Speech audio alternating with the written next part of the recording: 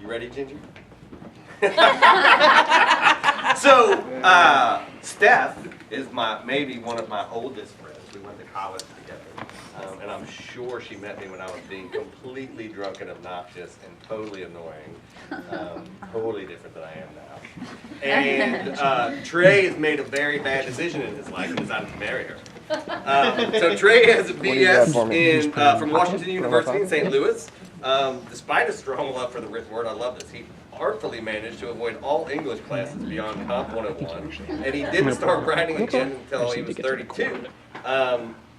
His short stories have garnered numerous awards, and the first chapter from his debut novel, The Protectors, which I love, it's a good, not just because he's marrying my friend, won a fiction prize at the Santa Barbara Writers Conference in 2012. So he is going to be, as soon as he gets mic'd up by Andrew. Come on, man. You're killing me. Sorry. Breaking my flow. Short cord. Stretch. I didn't get the note. Yeah, I got nothing.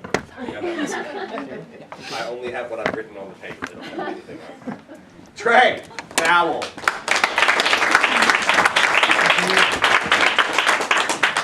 It's really weird. I feel like Ricky Bobby. I don't know what to do with my hand. I feel bad for y'all. I really do. We've heard stories about, hilarious stories about dating.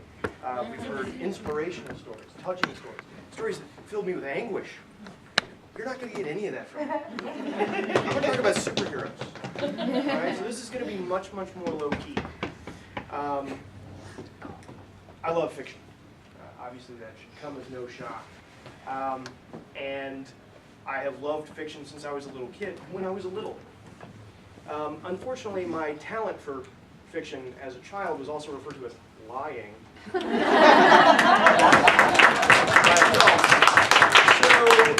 I wasn't really popular, among parental circles as a child. I found that as I got older, fiction is much more lucrative when you actually write it, and there's no proof that you're actually lying. So I think Lawrence Block called it telling lies for fun and profit. Not a lot of profit, mind you, but a little bit. And one of the great things about loving fiction, I read all kinds of books, all genres, and if you think about it, there have been literally tens of millions of books published over the last 2,000 years, millions of writers. What I think is one of the neatest things about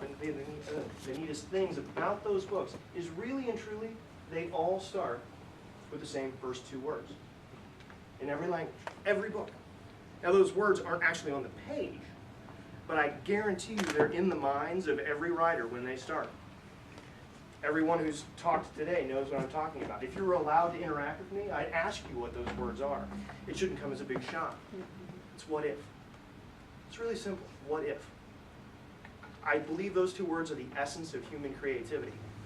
All the good stuff starts with those two words. And unfortunately, some of the bad shit, too. But it all begins with that. And every writer knows when their what-if moment hits. And they remember it.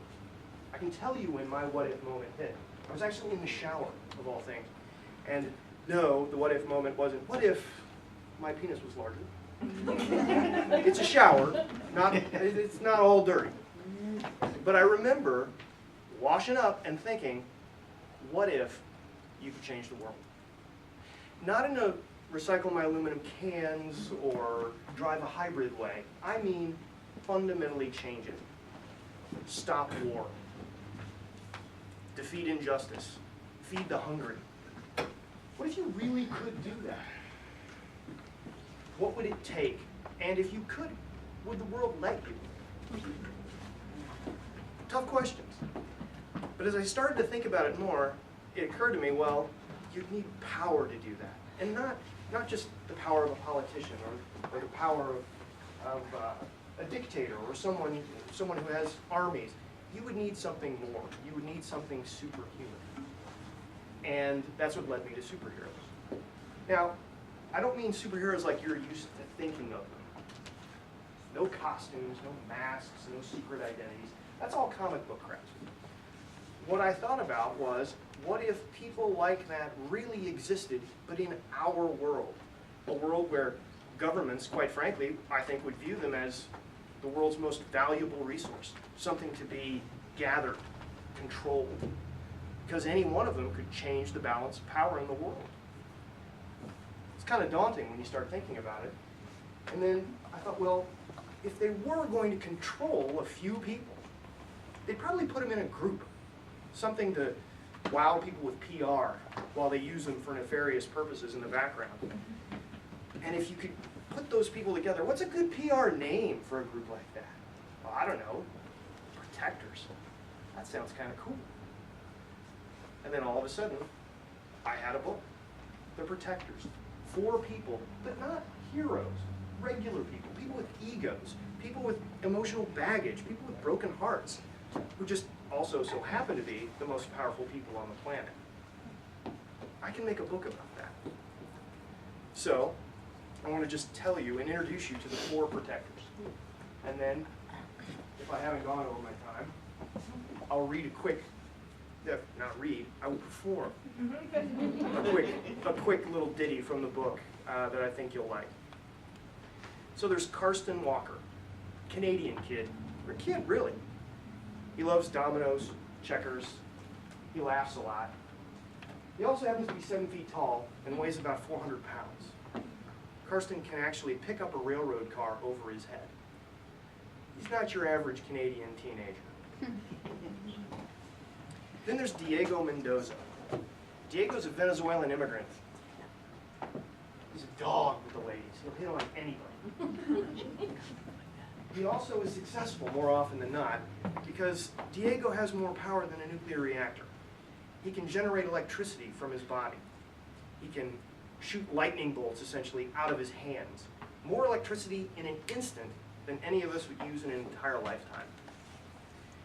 I'm not going to say that gives people an ego complex, but I think you can imagine he's a bit of a dick. Now, the 3rd member is probably the most important member. Her name is Lila Ravzi. She comes from Iran, and she is a woman of what I would call lyrical beauty. She lived a very bad childhood, although not nearly as bad as some of the ones I've heard tonight. She has a unique ability to manipulate her beauty, though, by altering the tenor of her voice, controlling her own pheromones, and actually manipulating her gaze. She can control people's minds. She can make them do whatever she wants them to do, and she can embrace them and keep them under her thrall for as long as she needs. She's a very dangerous woman. Luckily, she really has no desire to do anything other than to protect herself or others. At least she hasn't so far. And then it comes down to our final guy. He's our narrator. His name is Scott McAllister. And he's a cynical, sarcastic ass, much like the guy who wrote him. Slightly taller. A little bit better looking. But he's the leader of the Protectors. If you can call what is essentially herding cats leading, he tries. The government put him there. Scott's power is probably the least imposing power of them all. He can put people to sleep. That's all he can do. Not by performing in front of a group where they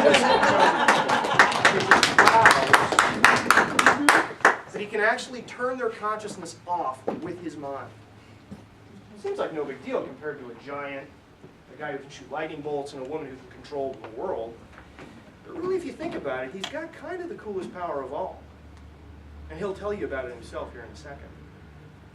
But these are the group, this is the group of people that the government wants to control. And by God, wouldn't you know it, people under control typically want to get out of that control. And when you have people with incredible abilities that not only believe they can change the world, but actually can, it's not going to last. They're going to do what they're going to do. And that's where the Protectors begins. So, that's the book. And if you'll give me just a chance, let me roll it out a little bit. I'm going to become Scott and do just a quick little bit of a chapter. And this is him talking about what it's like to have power, what it's like to have superpowers. In 3 minutes. No problem. Since my coming out, heroic coming out party 7 years ago, I've had literally hundreds of people ask me the exact same question. Sometimes they just blurt it out. Sometimes they try and work it in logically into conversation. Sometimes they're too afraid to ask, but I can see the question balls up behind their eyes, gums up the works. The longer it goes unasked, the thornier it becomes. And eventually, it feels like it'll just shut down their mind unless they jam that blockage through nervous lips. What's it like to have superpowers? It's not that surprising. Believe it or not, the four of us in the world's most super exclusive club asked ourselves the same question all the time.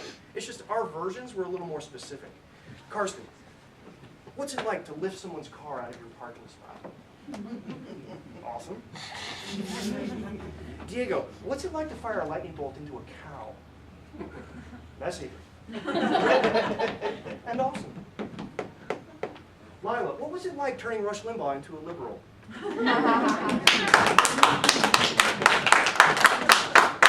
Be quiet, I'm reading. Incredibly awesome. When people ask, my stock answer is, it doesn't suck. Usually gets a laugh, thank you. But people walk away with a vague sense of disappointment on their face. They know I'm holding back. They know I'm not telling them the truth. There's a difference between not telling the truth and lying. I don't lie. But people don't want to hear the truth.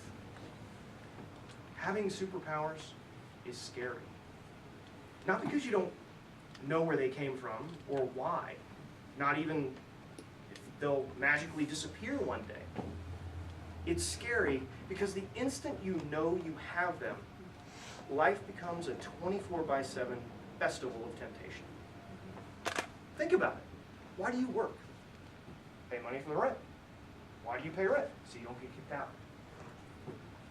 You get kicked if the landlord wants you out, they send cops to make you leave. That's why you work. That's why you contribute. It's part of the social contract we all signed when we moved out of caves and decided to build a couple of huts. That's society, except the problem is the social contract doesn't apply to me. I don't need to play along. I can get money anytime I want. I can walk into a bank and shut down everybody in the bank. Carry out as much cash as I want. If the cops come, nighty-night, po-po. But I don't, because I'm afraid. Afraid that the first time I use my power for selfish gain, it's like balling up a handful of snow at the top of a hill and giving it a push. And the more you push it, the faster it goes and the bigger it gets. Pretty soon that ball is flying downhill and it'll crush anything that gets in its way. You know, if the devil actually exists, I think he's a physicist. Because he knows that gravity and inertia will steamroll morality every time. And all he needs to do is give it that first little push.